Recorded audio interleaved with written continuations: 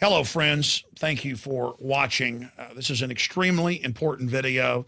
This is something that you can immediately take control of in your life that will massively give you and your family improved health benefits. I've done deep research, and I've interviewed brain surgeons and scientists like Dr. Russell Blaylock, top chemist and toxicologist like Dr. Paul Conant, and just countless others. I've had the former heads of the EPA union and the FDA unions on in the last 11 years, who since 2000 have had tens of thousands of their members in their unions, scientists, send letters and petitions to the government saying, we know sodium fluoride is at least doubling bone cancer in the general public and more than doubling it in men. We know that sodium fluoride is attacking the thyroid, and then listing all the mainline studies. We know it's causing dental fluorosis and problems, not just in the teeth, but in the bones.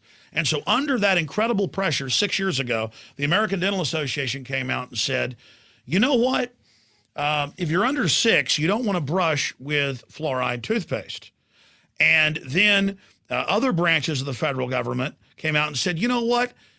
You don't want to give babies in their baby formula that you mix up, or their cereal, their rice cereal, you don't want to give them fluoride tap water. But then you go to the baby store. I have 3 children, 3 small children. You go to the baby store and it's 5, 6, 7 brands, all the brands of water, bottled water, say fluoride for babies.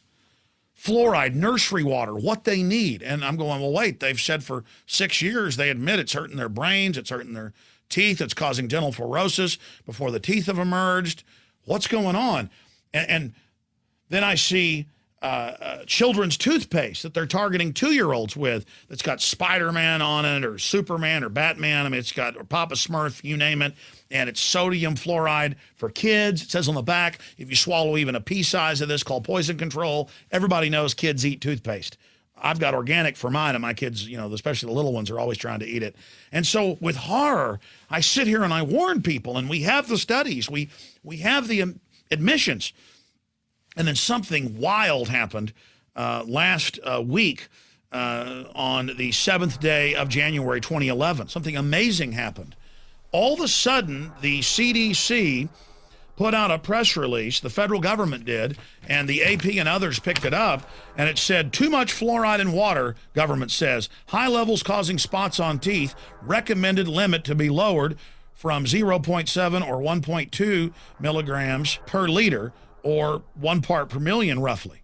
And they're saying that they want to lower that even more because they're admitting it's causing dental fluorosis, yellow spots on the teeth. Also, the teeth are getting weak. They don't tell you the rest of what their studies have shown. Massive increases in bone cancer, massive reductions in IQ.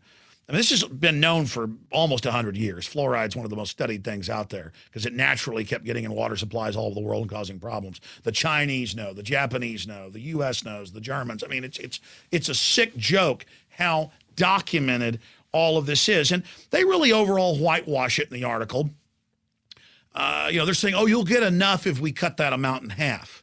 What they don't tell you is massive more amounts of this are put in things like powdered eggs and thousands of other processed products, sodium fluoride, that it's in toothpaste at levels much higher than it is water, that it's being used as a pesticide now on crops, and it goes through the cell wall of the plants and bioaccumulates.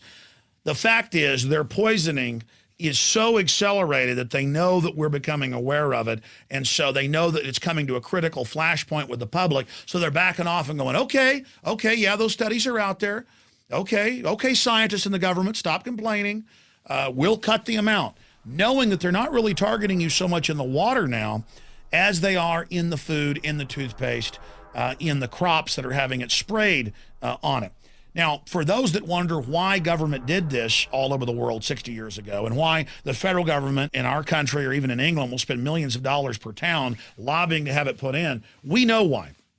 We have the Rockefeller Foundation documents, even from the 60s, where they talk about adding sterilants to vaccines. We have John P. Holder, the White House science czar, talking about the 70s, adding sterilants